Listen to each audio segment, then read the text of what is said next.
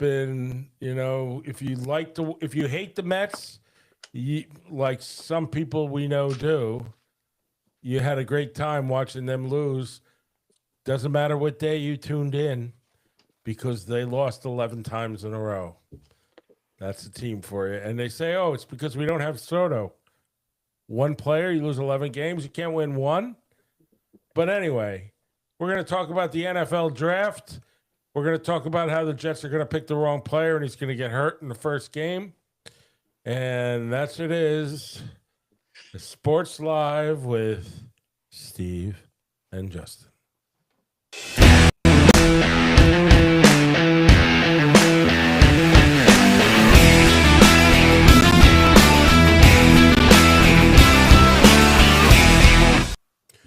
How the hell are you, Justin? I'm all right, Steve. How are you feeling? I'm all right. I think I see one person watching this. I can't see everybody. I can see there is something I could. I have. I just don't know what I did with it. So you can go on to YouTube and see every person that's watching you and who they are. But I'm guessing that's your mom because she's the only one that listens to us. It's either mom or Dom. So there you have it. There it is. I hate to get into it about the Mets, but boy, you can't lose. You can't lose 11 games in a row and not expect to get fired. Yeah, I would say that, under normal circumstances, previously, that 11 games is unsustainable for a manager, and it wouldn't be the first time that that's happened, unbelievably, in Mets history. The last time that happened, they fired, I think it was Art Howe back in 2004. But if you practice, keep your head when everybody else is losing theirs, the Mets are, after losing 11 games in a row, a game and a half behind the Philadelphia Phillies. And they're not playing with a full complement, as you alluded to before. But one player shouldn't make that much of a difference. And it's only April. So, yeah, you got to circle the wagons. You have to have some sort of team meeting, or maybe you need to get away from the ballpark. Maybe on your day off, you take the team, bowling or out drinking or to the movies, do something non-baseball related, take your minds off it or whatever. But certainly the Mets are in the throes of a collapse, and it's only April, which is it's unbelievable. But given the playoff format where seemingly everybody makes the playoffs now, their season won't be over until, August at best, even if they continue along this way. So, well, the Yankees are 13-9, so you can't really complain. They're not the best in baseball, but the Guardians are, and the Guardians are very good. Yeah, if you've been watching the Yankees had a losing streak. I think they lost 5 games in a row by 1 run. And to me, that's a red flag. Team loses 11 games in a row. It's, you can't ignore it. But to lose 5 one-run games in a row, championship teams don't win. The championship teams don't lose 5 one-run games in a row. They win 4 or 5 of those games. So if you're a Yankee fan and you're looking for something to, point at that makes you think your team is coming along the way you thought it would, I don't feel pretty, confident in the Yankees right now. They don't have a closer. So do the Mets have the worst?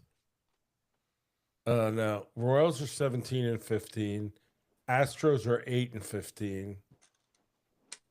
Mets are 7-15. They're 0-10.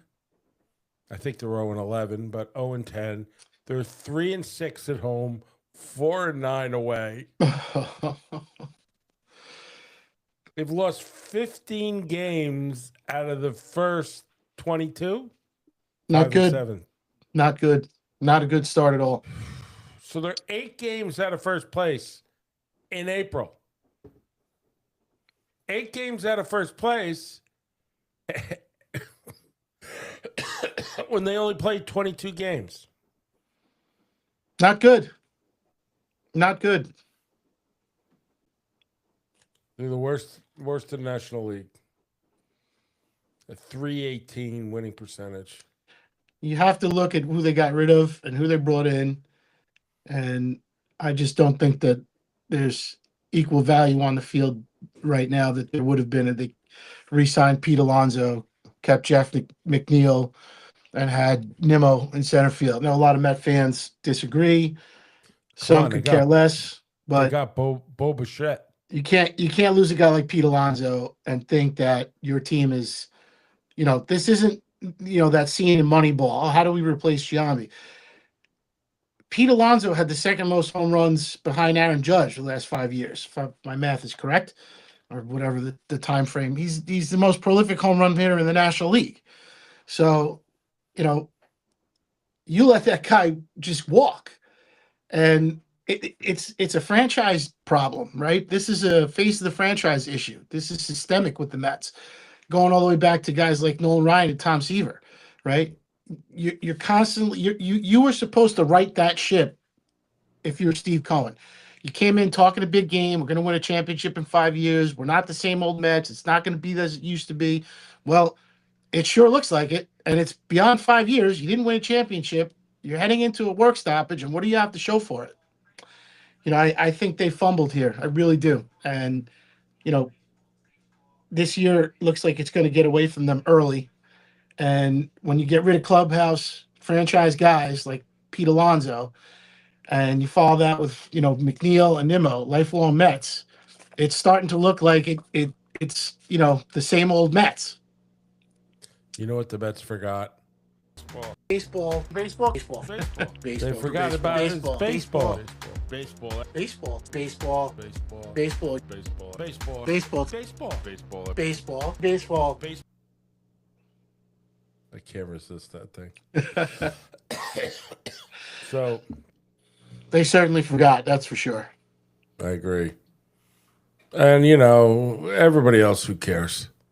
I mean, that's really the team that's self-destruct. Well, they had, Alonso's the biggest name I think out there that got away from a team this year. So it's a major talking point, and you let him get away for nothing. Yeah, you got absolutely nothing in return for that. If you told me, hey, we're going to trade Pete for this X player, whoever that player is, because this guy is great at XYZ, and Pete is good at this, but this guy, we can replace him with this one guy. Well, all right, maybe you make a blockbuster trade and you get somebody back, and you say, hey, we got younger, or we got more experience, or True, but it was a clubhouse issue, and we needed somebody that fit better with the team. It's the opposite. He was the great guy in the clubhouse. He was. He absolutely was. And it was ridiculous. He was the heart and soul. He put fannies in the seats. People came to see him. I think people didn't buy tickets because Alonso's not there anymore. Yeah, there's got to be some that have had enough. I can imagine. Franchise player like that is what people come to see. I mean, it would be the equivalent of the. It would have been the same thing had the Yankees let Judge sign with San Francisco 2 years ago, and you come back with what? On top of him going, you traded McNeil, you traded Nimmo. So if you were the Yankees, it would have been the equivalent of, trading. Who's there? Franchise players that grew up with the team. So you expect it. You expect it from the Yankees. You don't expect it from the Mets. So right. I think there's more to it that we probably don't want to get into, but that locker room is a disaster right now. I know Lindor got hurt, broke his thumb in the spring. Maybe he came back too soon, but he's not right. He's not hitting. He's got one RBI, came off a home run. And that was just last week. So, we're rapidly approaching May, and if he's hurt and needs to go on the DL, or he needs some time, to heal more, Soto's going to come back. Then you have to juggle. Does Soto come back? Do you put Lindor on the IL, whatever they call it now? Then you're going to roll into May without Lindor, who typically is a slow starter, but this is beyond slow. And that was, as my friend Laurie from high school just put on Facebook, She said the Mets come up with another way to lose a game. Now it's 11. So there you go. But anyway, baseball's just getting going. It's hard really to get into it this early. It's not very warm. It's not very warm out. You know, you don't even know the players anymore. You know, don't know how good they are, who's good, who's bad. You know, some teams seem to be the same all the time, and others don't. And we seem to have the local ones that never do. So, excuse me. So, the big thing that's rolling our way, I don't know in how many days, is the NFL draft, right? Starts Thursday night. Thursday night. So, lot of movement. I mean, the Giants really made a big move. They took a really good player who didn't really have that good of a year last year. He only had a half a sack the year before. He was trying to break the record or whatever it was, but he never was able to do it. Last year, he had like a half a sack. You know, his guaranteed money was up on his contract. He was going to get $21 million this year, and he wanted to redo his contract with 2 years. I think it was a 4-year deal. He had 2 left. Is that right? Do you know, Justin? How many years left on his contract? Yeah, I think it was 2. But no more guaranteed money. No more guaranteed money. I don't remember the terms. I think it might have been 2 years. Yeah. So you think about that. He's like, what kind of shit is that? I ain't doing that. I need some guaranteed money. I could get hurt. I play with reckless abandonment. And he was the most effective player at his position the last 5 seasons. You know, he had more quarterback pressures by more than double over the next player at his position. And, you know, last year, was last year an anomaly? I think it was, because they were just so bad. And really, the focus last year was on the quarterback. Or was it because he was miserable that he didn't get a new contract and he was going to run out of his guaranteed money? Yeah, I mean, that's the business, right? You get guaranteed money, you sign for an extended period, and once that guaranteed money runs out, it's no secret they're going to ask for a new contract. And I don't think it's out of the realm for him to ask to be the highest paid player at his position. He was the second highest paid. Yeah. Now he's the 13th. Right. So the Giants allowed this to happen, and this is just another pockmark on Shane's record as far as I'm concerned, because excuse me, I think everybody wants to win at the end of the day, right? I know these players trying to get the most money, and they deserve to get the money. They get what they can get. So if someone's willing to pay, great. I don't hold it against them. But right. The Giants, it's like they didn't see that coming. And I know that they got picks back. I know they got the number 10 picks, and now they have 5 and 10. Could they trade up again? Because they trade those picks for next year's picks. There's a lot of flexibility there. I think this guarantees some other players on that defense staying rather than being traded. So let's talk about those picks. So overall, number 1, we know Las Vegas Raiders are going to Fernando Mendoza, right? Yeah. I mean, I think there's some hype out there that he's not as good as they say he is, which who knows? I mean, who knows? When you get to the NFL, who knows? But I think he's a solid You better player. know. Somebody in your organization better know. Not the quarterbacks. You never know. Yeah. There, and the tale that's being spun out there right now is that Ty, what's his name? Samson. Yeah. I definitely should put a cough drop in my mouth before I sat down. That I don't even see him on this list. I figured he'd go to Pittsburgh, but they don't have him there. This draft is shaping up to be a dud, to be honest with you. That's my opinion. I think that's because the reason it's being a dud is that there's not a lot of things to play around with. There's also, something else happening in this draft, and this is probably like the beginning of a different era where players are a little older than they have been in the past because of the NIL and because of all the Right. COVID restrictions and guys Absolutely. having 6, 7, 8, 9 years of eligibility, et cetera, et cetera. So, I That's think got to come to an end. but I think that is playing a part right now. It will for the next couple of years. I don't know where that stops. I don't know if it stops at all because players So are not going to give up entering the portal and transferring. Let's go through it now. So, number 2 is the Jets. I mean, we could go through a million things the Jets need. They need a quarterback. They need a quarterback.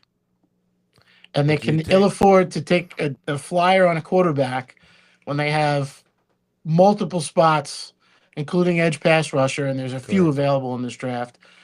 They need to fill. Yeah, they but need it's it. They gonna need be it. if it's not Reese, Arvell Reese, everybody's gonna just roll their eyes. Here we go again. Well, He's a month really ago the it was best Bailey. guy out there. Yeah, a month ago it was Bailey, and then it was Arvell Reese. I think Bain from Miami, right? Another one out there. But now this week, I've heard Sonny Styles as high as 2 for the Jets, and that's a little scary. Well, I think Sonny Styles is going to go to the Giants at 5. I still think that's too high for him. I think both teams would be making a mistake. He looks great on paper. Yeah, looks but great I on think paper. too. The most glaring thing that stands out about him is he didn't miss a tackle, apparently, this past season at Ohio State. And he's a middle linebacker, and we know Harbaugh likes a nice, big, crazy middle linebacker. Yeah, he's in between, right? He's in between the safety and linebacker frame. He fits the mold for the new linebackers today that have to cover tight ends and all that stuff. Right. But if you're taking somebody at that position that high, you better be taking Ray Lewis. You better be taking Brian Absolutely. Urlacher. And I don't think Sonny Styles is that guy. Is he smart? Extremely smart. Is he well prepared? He better be. He came from Ohio State, so presumably yes. But if you watch the film and you watch down after down, he's not a guy that uses his body to tackle. There are some red flags that make me think he should go a little further down.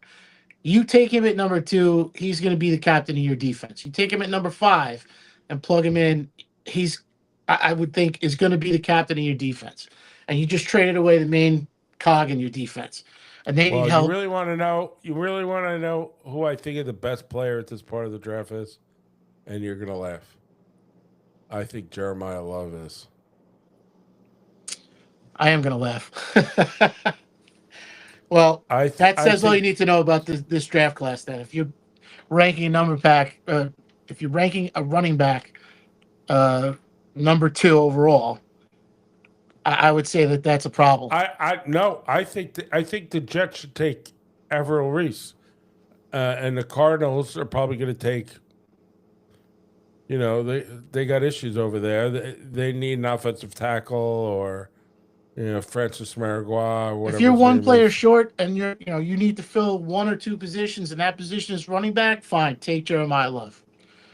I don't have a problem. Well, I don't think the Jets should take him. No, I think they should take either Reese or Bailey. I think they have to. They're gonna go, and they're both gonna go in the top 5. Yeah. And then those are the edge rushers. One's from Texas Tech. I'm sure if you watch college football, you've seen them all. And Reese is from Ohio State. Now, there's some great offensive tackles out there. So, they're in Arizona, who's the 3rd pick. They got their quarterback back. So, they didn't. They traded him, didn't they? They traded Kyler Murray to. Yeah, but who they got now? Nobody? Hold on, I got it. Yeah. I got it right here. I want to say Kirk Cousins, but he went to No, Cousins went to Las he Vegas. went to the Vegas Raiders. Which is a good place for him. He'll get to play another year. He'll play and he'll mentor. Presumably, he'll mentor Mendoza, which I think that's great. I think that's good for both of them.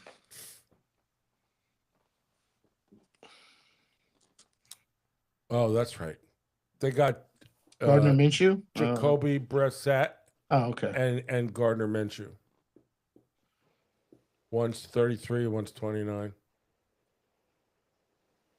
Brissett's 6'4", NC State.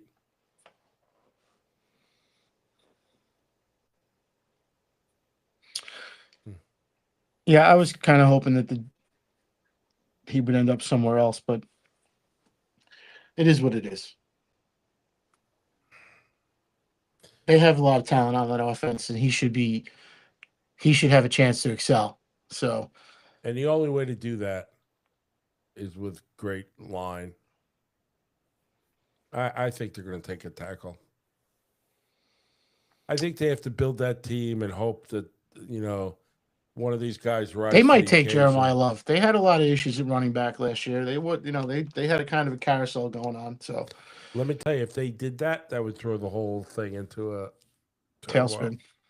Yeah. I think the Titans will take. So that's third pick. The Titans, I think, he'll take whoever's left over from Bailey or Reese.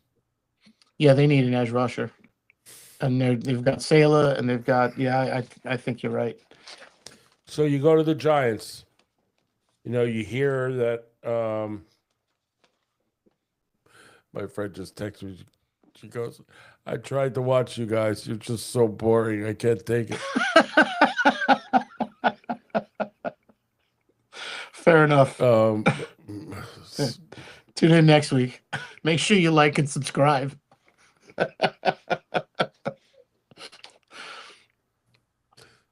You still sound like you're sick, though. Thank you. How do you think we feel about it?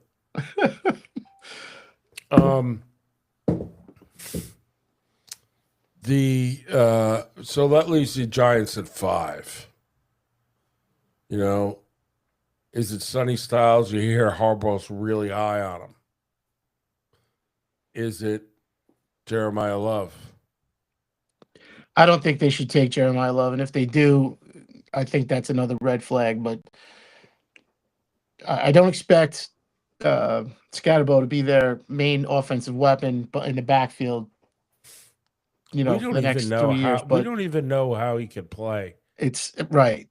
So if they take Jeremiah Love, then that tells you all you need to know. Anything about it. Nothing. I think the Giants need more help than that. I think they can find a running back somewhere, but they have other positions they need to go after. They need an offensive lineman. They need a wide receiver. I tell you who I wouldn't mind them taking there, and I know it's high, is the safety from Ohio State. That guy can tackle. Caleb Downs. That guy is not afraid to stick his nose in there. Well, they say they're gonna pick him at 10. That would be a great pick. If he gets there, that would be a great pick for them. I mean, you got to figure Kansas City's out they're going to take an edge, which I think they're going to take an edge. Or, I'm sorry, I jumped ahead. So your Giants, you got the Browns. The Browns are hopeless. The Browns are going to take whoever's going to sell the most jerseys. There's a wide receiver out there from Ohio State, Tate. Yeah. Really good. And they say the Commanders want Jeremiah Love. They're number 7. I don't know. Yeah, you have to see where this stuff comes out from, because a lot of it is fodder for other teams to chew on. You'll see teams get paired with a player, and then all of a sudden somebody moves up in the draft to take that player. So it was all a wash because it was just posturing by that team. New Orleans, you see a lot of names thrown around at the 8th pick. More so DeLine was the guy from LSU. He's a cornerback. You know, I don't know. These teams need so much help. You know, the Saints being one of them. Yeah. Kansas City. I mean, they're talking. So Kansas City is at 9. They need a running back too. They need a running back. They need some help on the offensive line. Yep. You know, they're looking at. You hear they're looking at an edge guy, Bain from Miami.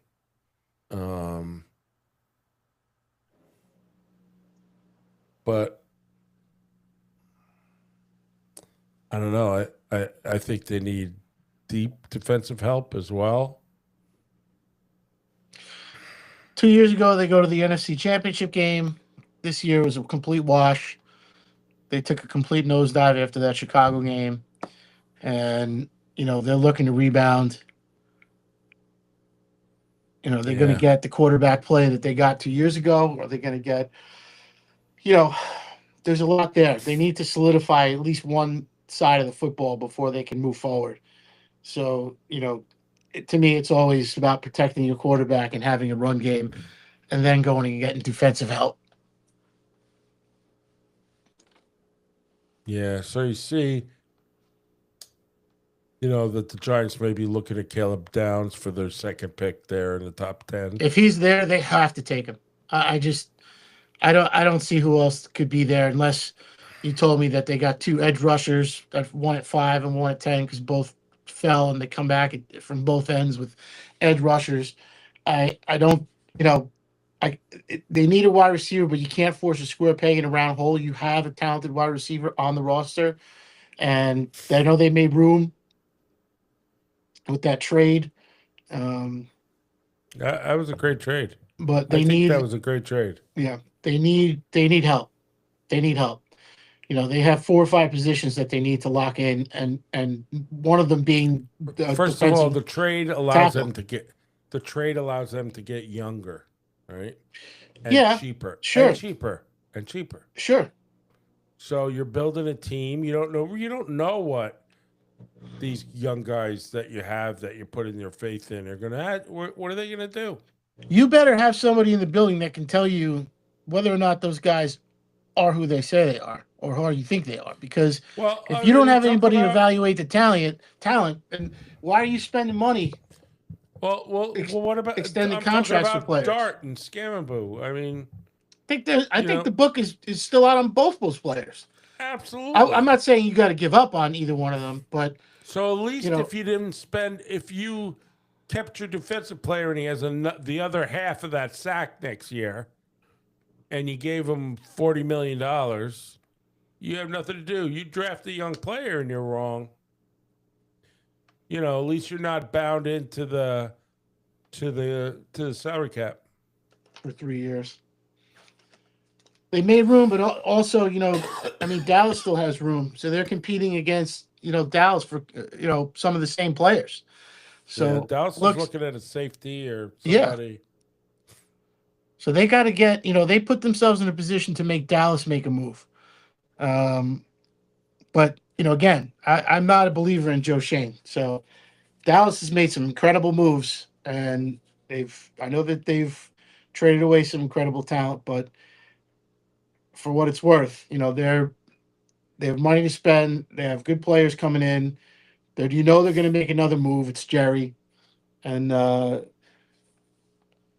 you know, we'll see where they sit, depending on how good the Eagles are this year, and if Washington can rebound. But you know, Giants need a lot of help. Are there games they can win out there that they didn't win last year because of coaching? Maybe, you know, maybe Harbaugh makes that difference. But I think the NFC East is as competitive as ever right now, considering what's out there and what's coming. It's funny. I'm looking at this. Yeah, I was looking at a bunch of different picks. I'm looking at this ESPN one, and they have Ty Simpson to go 34th, second pick in the second round to Arizona. Hey, listen, Arizona gets him. That's that's a where pretty you good take. pick. That's right. That's where you take him. You know, I still think it's a reach, but depending on what other talent there is in this draft and what else they need, that's where you take a guy like that. The Patriots, if they get an edge, a really good edge, they're going to be tough. No one knows what Kansas City's going to be. No one knows. Kansas City mean, knows what they're going to be. Nobody else knows. That's what makes them so good. I mean, you look at other teams, Miami. Who cares what they take? They I need a think million Kansas picks. City is going to do one of two things. Pending the talent available to them in this draft, they take somebody that can make a difference right away, that can help protect their quarterback coming off injury, or they go defense because they need a lot of help on defense. If they can get a player that makes a difference right away, or somebody who may be a project, short-term project that they can develop and keep over time. But I'm sure they're farther ahead than most teams Well, this in their is what I draft think. process. I think if Ty Simpson goes early, everybody's going to. It's the only thing to watch on this entire draft is where Ty Simpson goes. And maybe Jeremiah Love. Yeah, I think that's important. I think that's something to watch. They're talking about the backup from Notre Dame, the running back. I forgot his name. He's second string to Love. He's talented too. I'm not a believer. That's all. And it's not my Notre Dame bias or hatred thereof has nothing to do with it. But when you talk about running backs, does Jeremiah Love, does his highlight reel show evidence that he's Saquon Barkley or LaDainian Tomlinson or one of these feature backs that we've seen in the last 15, 20 years that was a great talent, can't miss, number one overall pick? I'm not seeing it. That means that everything I said about Notre Dame and their offensive line, and they're not any good. They don't play in conference block. It was all true. What about Ty Simpson? What do you think about him? He's short. He's diminutive, right, for a quarterback, 6'2". Short. What do you think about this guy to play in the NFL? He's short. Well, he's not a prototypical, NFL quarterback by most guru standards, if you will. Guys want players that are 6'4", 6'5". 6'3" seems to be the cutoff. He's 6'2". He's 6'2".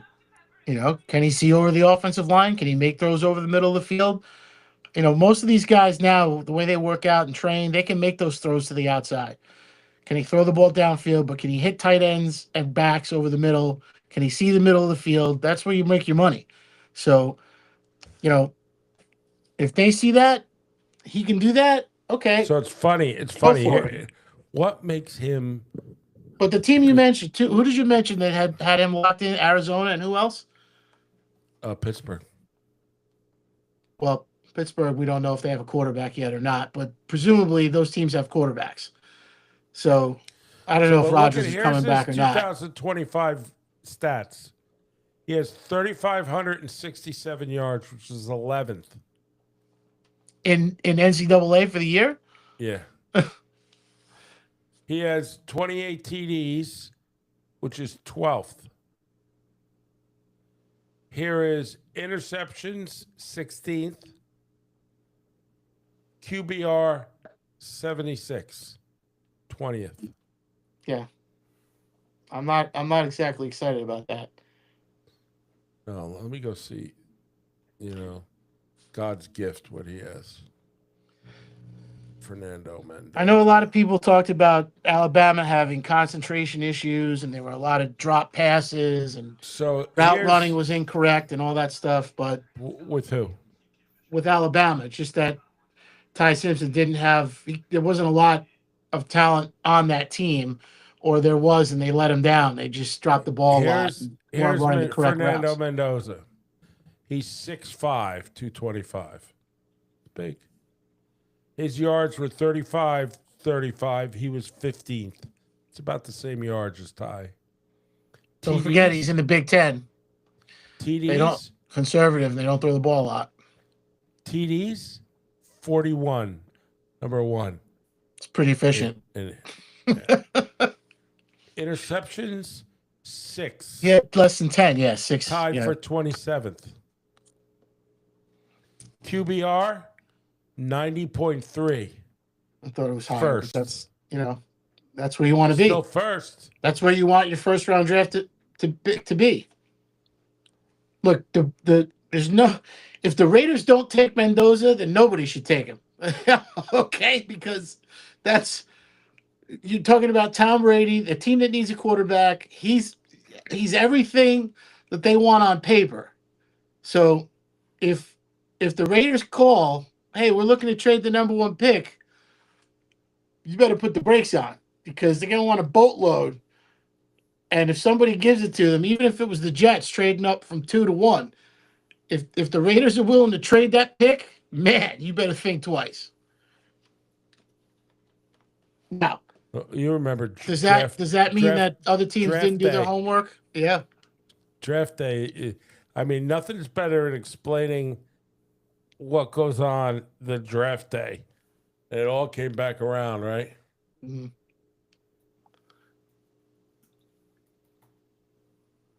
I think Mendoza's clearing away the number 1 pick. I don't think there's any question.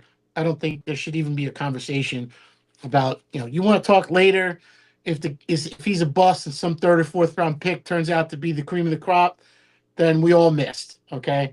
I just don't see anybody out there like I have previously where you could say, well, look at this kid here. He's big. He's got a big arm. He's making all the throws. He played in some whacked out conference that we never heard of and threw for 4,000 yards. Well, all right. You want to take a flyer on a guy like that in the 4th or 5th round? You should. Good for you. But after Mendoza, this draft kind of falls off a cliff. It's Mendoza, the 3 pass rushers, maybe 4, Caleb Downs, and then I think that offensive lineman from Miami who's huge. And after that, it's a crapshoot. I don't think there's any crazy standout talent that we're missing. This isn't like, when Randy Moss fell to 17th and it was, well, can you trust his off the field issues and his character issues? It's Randy Moss. What else did you need to see besides the film? There's no player out there in this draft that stands out to me after those 4 or 5 guys. And I think is true. I think the drop off. I think there's a drop off from where Mendoza is to those next 3 guys we talked about. Oh, I don't think they're that great. I think they're good. I think they'll end up playing in this league, hopefully for them for a long time. But I don't see Reggie White in this draft. I don't see Reggie White in any who's draft. more relevant these days? Jadeveon Clowney was a big name, right? I thought he never got into himself. So things have changed post-COVID a little bit here, and the players being older, like we talked about earlier, the NIL, or I should say the portal, really, where these players don't play in a system very long, and they bounce from team to team, and you're looking at a highlight reel that really doesn't showcase these players taking steps to get better. So there's a lot working against this year's draft class, in my opinion. All right. It doesn't seem like we have a lot to talk about. We'll talk about after next week. So let me ask you a question. Have you ever seen a documentary about Jerry West called Jerry West, I'm the Logo, or The Logo, or something like that?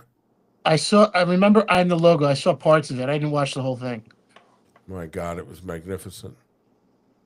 It really was good. It really just showed how he was.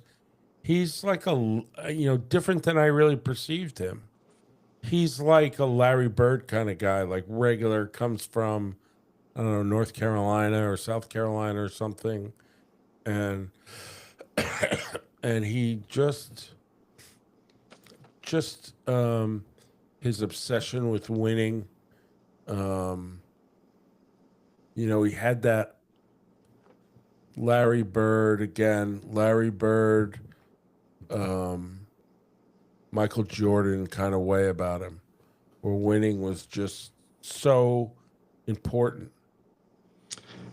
Yeah, of course. He's And probably he really got, as and good you a, think a about, manager as a player. he's been inducted into the Hall of Fame 3 times. That's incredible. Player, manager, executive. That's pretty wild. I mean, that's an incredible basketball persona. They wouldn't acknowledge incredible that it was basketball mind. They wouldn't acknowledge that he was on the logo for the longest time. Yeah, David until they Stern- got the was it oh man, was it Wide World of Sports that did the freeze frame yeah, that proved it was him? and it was insane. David Stern never would do it. The consummate lawyer that always afraid he was going to get sued. Yeah. Did you ever read any of the Epstein emails about David Stern? I saw the ones that Dom sent to us. Michael and I went through them. Pretty disturbing. When he was talking about, the people in the lobby were like sheep. Hmm. I mean, Yeah. Talk about a guy who's an elitist. That's one word I can use. yeah. And it somewhat was religion motivated, I got the impression too. It certainly seemed that way. It seemed that way. And here's a guy that got Michael Jordan out of trouble. He said, go away and your gambling won't come to the surface. Yep. Yeah, And, people in high places that are powerful executives and CEOs and stuff like that, they can do good with their power and help people. Michael Jordan obviously had an issue with the gambling, and it seemed like David Stern was instrumental in, helping him get past that. But so was who was the owner, Reinsdorf? Is that yeah. right? I think they probably had a conversation, the three of them, at some point. Probably whoever Michael's agent was, and figured out a path for him that could get him out of trouble. So that's an example of something good that came out of, the power that these guys wield to help players. Because ultimately, I think even Michael Jordan, whether it's Michael Jordan or, Mr. Right. Irrelevant, players are going to find themselves in positions, and sometimes really not through their own fault, where they can't get out of, or they're just, hamstrung, whatever the case may be. And, they need help. And, obviously Michael was not just the face of the franchise, he's the face of the NBA for quite a long time. And, for that stretch of time, in the 90s, he was it. And they needed him to be it. So Wherever he went, he wherever sold he it went. out arenas. Yeah.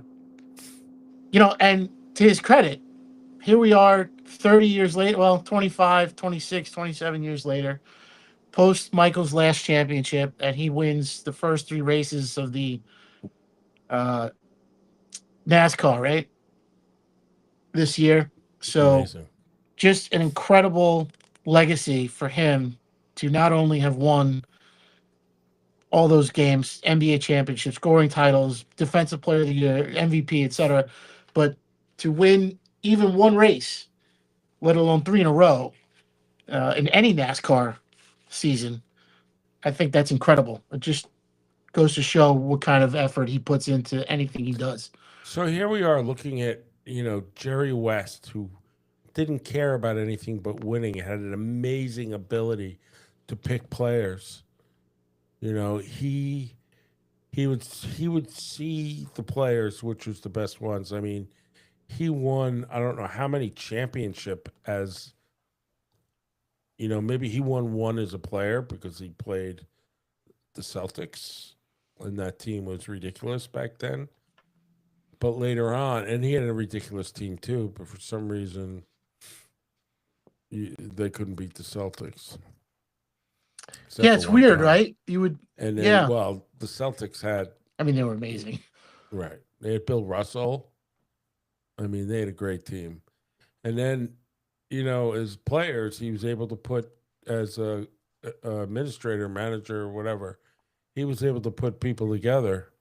He could put that chemistry of players together like nobody's business. He did it 2 or 3 times.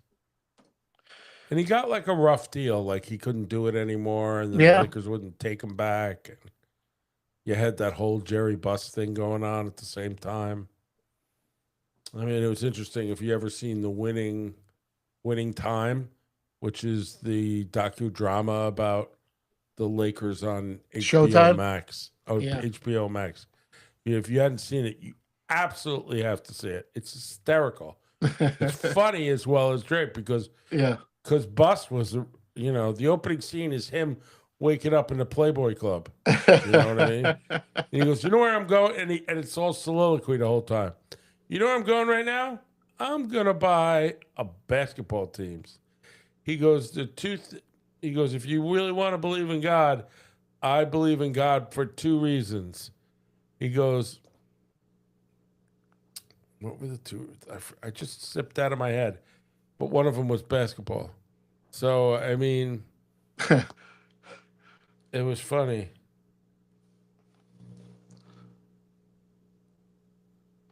Yeah, I only saw I think 1 or 2 episodes of Showtime. I There's didn't 2 watch the whole thing. seasons. You gotta watch it. It's Yeah. on HBO Max.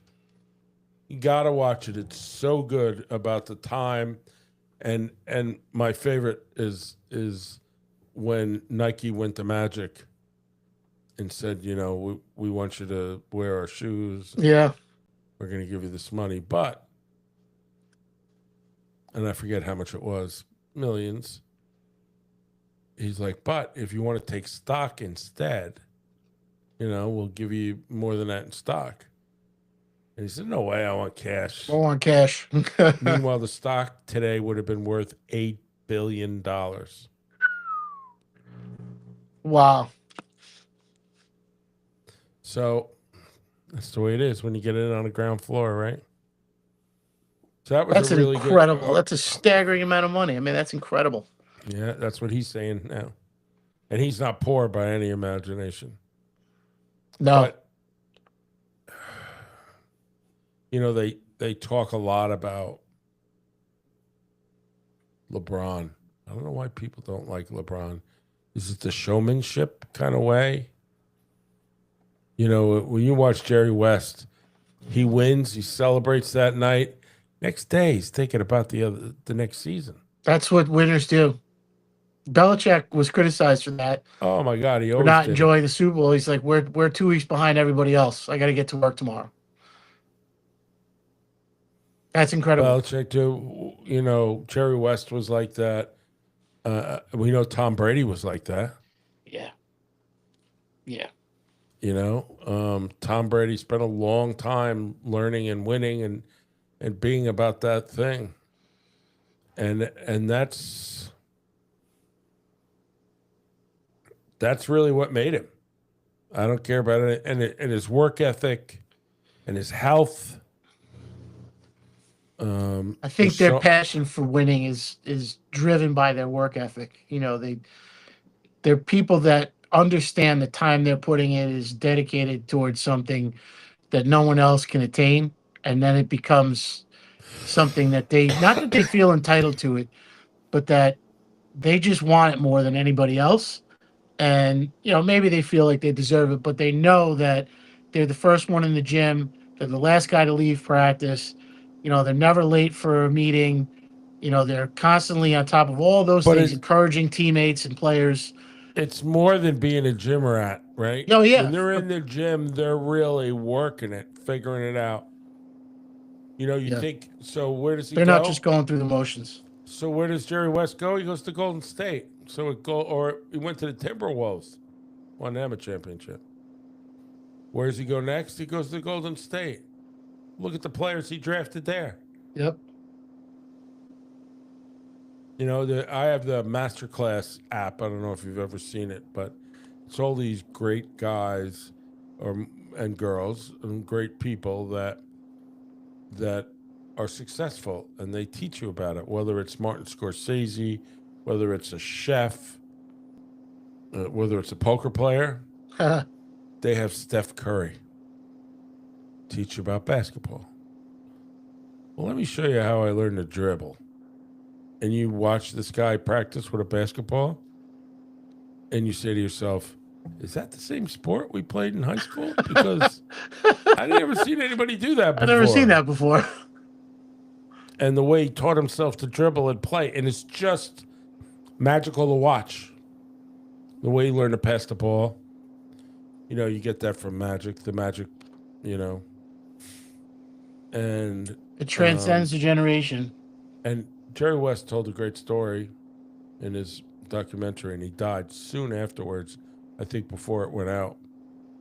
And he had really, his body had broken down or whatever it is. And the coach said to him, I want you to lead the league in assists this year. And he was like, what? And he took a Jerry West with the greatest jump shot of all time. Prolific score. Right? And his jump shot was was pure a ballet dance. You watched him. First of all, he came off the ground really high, and he just had it. His mechanics were perfect, and he could dribble too. So he concentrated on passing, and he led the league that year. They won the championship, and he led the league that year in assists. So these guys know how to stay on and how to win. They use, and good coaches, and especially in basketball, know how to use the players that complement each other. Know how to put that. You know, basketball is different than everything else because you have to have five guys that have to work together, and if they're not going to work together, there's whatever. And you're talking Jerry West at a time when there was no 3-point line. Yeah. Imagine if Jerry West had a 3-point line. Some of the video you watching him shoot from well beyond where the arc is, and you wonder, you know, would anybody even be able to defend that? Because back then, without the arc, they would shoot from out there all day long. And to They see were in a game seven, and they go into it, and they're 2 points down from with the buzzers hitting 0, and he shoots from farther back than the half court line and hits nothing but net and ties the game, so they go into overtime. They lose in overtime. Now, they would have won the game if they had a 3-point line because it would have been 3 points instead of 2. But what I found really interesting is when they interviewed him about it, and he said, I wish I missed the shot. wow. They said it was an amazing shot. I wish I missed it. They said, why? We lost the game. The shot is, I had people asking me about a shot. I lost the game. Yeah. If we won the game, it would have been a great shot. But we didn't. We lost the game. Don't ask me about it. It's like one year when they lost the finals, he won the MVP. And he didn't even want to take the trophy. He didn't want to do anything about the MVP. He hated it Yeah. because he lost the finals. I That's mean, winners. was- That's how winners think. It's just that simple. You know what I find And interesting? I didn't know Jack Kent Cook was the owner of the Lakers when he hired Jerry West. Really? I didn't know that. That was before Bus, right? When you hear Jack Kent Cook, you think of the Redskins, Joe Gibbs, you know, stuff like that.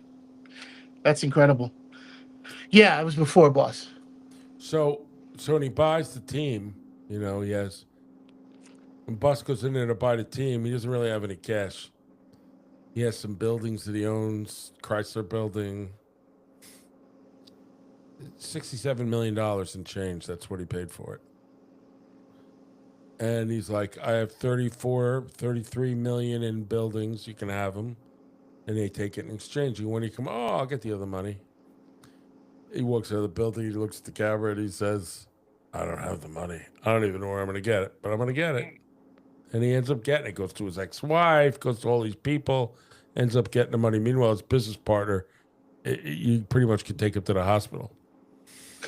So it's interesting because you see, we all know that team just sold, I don't know, it was 6, 7, 8 billion. And here's a team he bought in our lifetime for 67 million. And now it's worth billions. And, Jeannie Buss, I think that's her name. She's still in control of the team, but somebody else owns it. Well, now there's an ownership group that, there's some questions there, but she still runs the team, but she's no longer, I think, primary, right? Does she own a piece of it, or she's just running operations?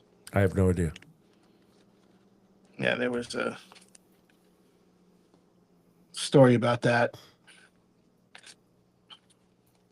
Yeah, well, what do you think capital gains is on that? I don't know. Do they pay capital gains? Or do they have an out like everybody else does? Mark Waller became the majority owner of the Lakers. He purchased 66% from the Buss family for a record $10 billion evaluation. Means that he paid $6.6 billion. For just over half the team, or 65%. Longtime owner Jeannie Buss Wow. remains the team as governor. Buss family retains 15% of stake in the team.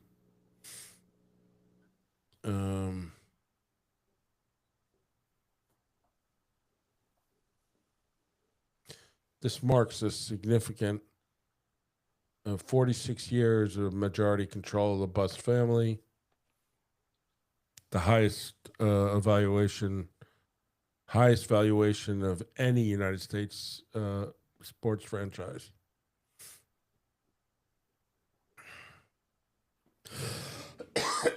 Mark Walker had been a minority owner since 2021. Yeah, things change as far as ownership groups. About, I don't know, 10. What year is this? Pre 2016, sometime between 2008 and 2016. Ownership eligibility changed in the United States, and we have more, I don't know what you call them, ownership groups, conglomerates, foreign entities, etc.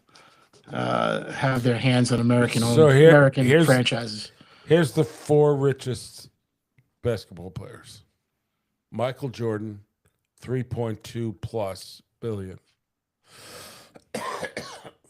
Largely due to his relationship with Nike and his majority stake in the Charlotte Hornets, which he doesn't have anymore. At least I don't think he does.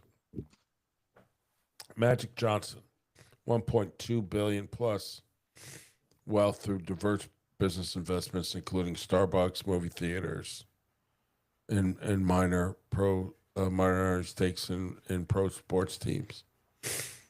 Number 3, LeBron James, the first active player to become a billionaire. That's incredible. Investment, that is absolutely incredible. There's something about LeBron, though he's a beast on the court, and I think a lot of things. There's something about him that, in my mind, doesn't make him one of the great players, and I can't really put my finger on it. And we talked a little bit about last week or the week before. Yeah. So, and the other guy is Junior Bridgman. Played 12 seasons in the NBA with low career earnings that became a massive success, owning hundreds of fast food franchises, and engaging in bottling, as well as mentioned in the Times article of India. Made a lot of money. Good businessman. That's incredible. LeBron being a billionaire sports current player in any league is pretty incredible, and it's kind of scary to think that that's the era we're living in right now, because he's just the first. There's going to be somebody else. There's going to be somebody in football. There's going to be someone in F1 without a doubt. There's going to be somebody in baseball after you looked at the Soto and the Ohtani contracts. I don't know who, but they'll get there eventually. That's really incredible. And I imagine it has more to do with endorsements and off the court stuff, but still, that you're that marketable and that recognizable and that sought after, it really says a lot about who he is. Yeah, let me ask you this question. But isn't there something about that he doesn't seem to put the game first? The game is never bigger than him. He has always puts himself as bigger than the game. Himself is the spectacle. Yeah. It's never about the game. He never, and not that I don't say he's not a winner. You know what they talked a lot about in the in that documentary about they talked about when Jerry West drafted oh God, you could tell I don't feel well because I Vlade Divac? No, the guy Kobe? Kobe talks about 17 years old, he drafted Kobe. Well, wasn't that a trade? Didn't they trade for Kobe? They traded for Kobe, but he traded a great player for Kobe. Yeah. And he was 17 years old, and he's like, listen, this guy's gonna be great.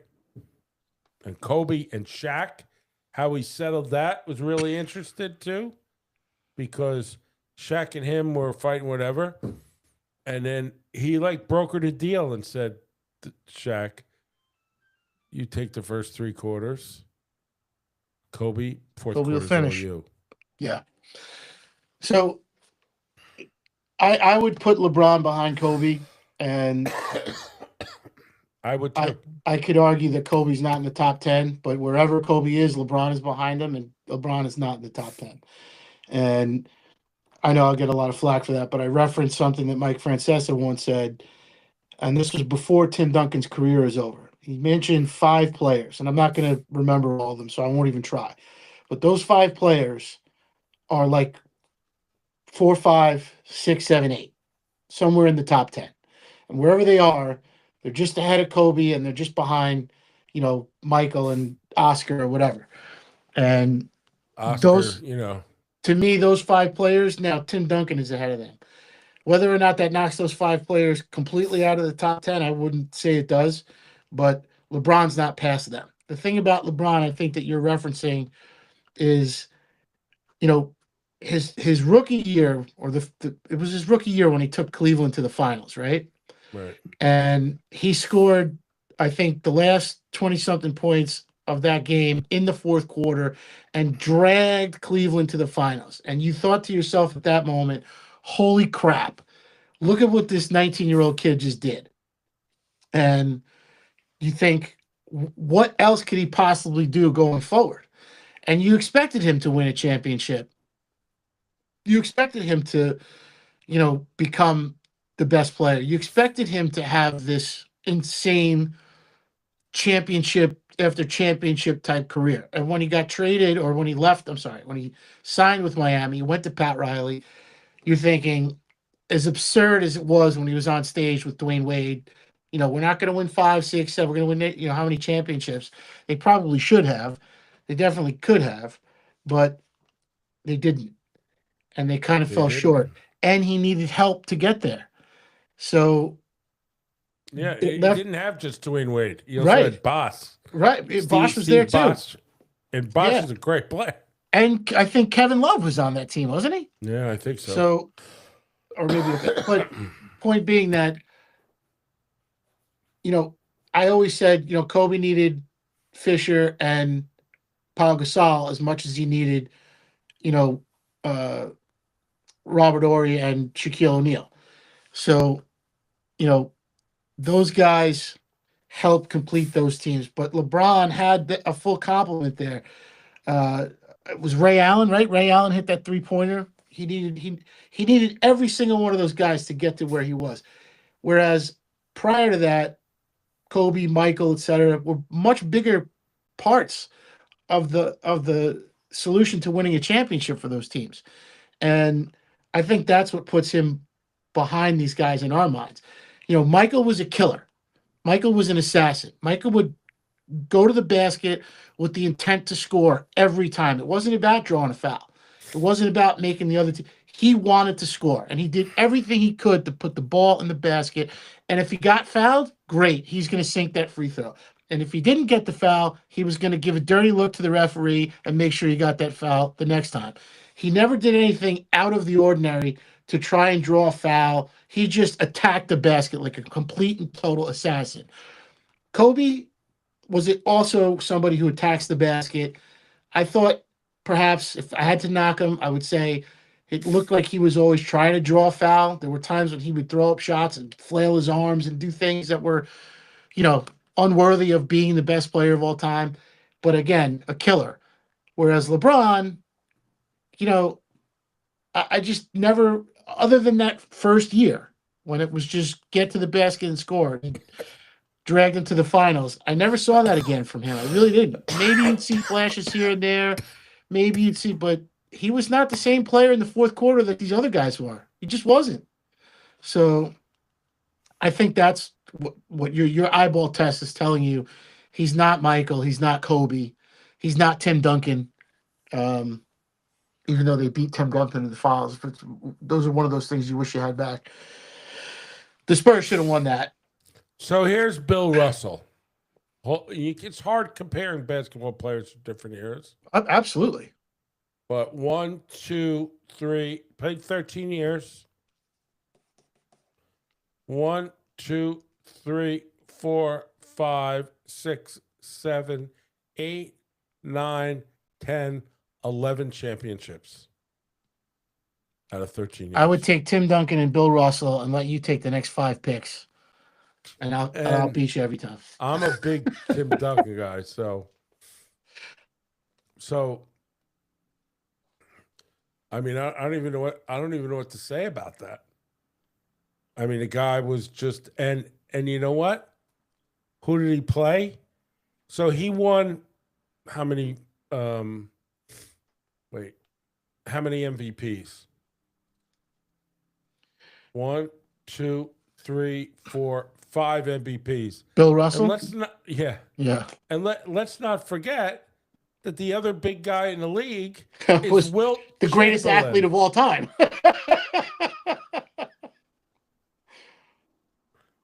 So I'm trying to get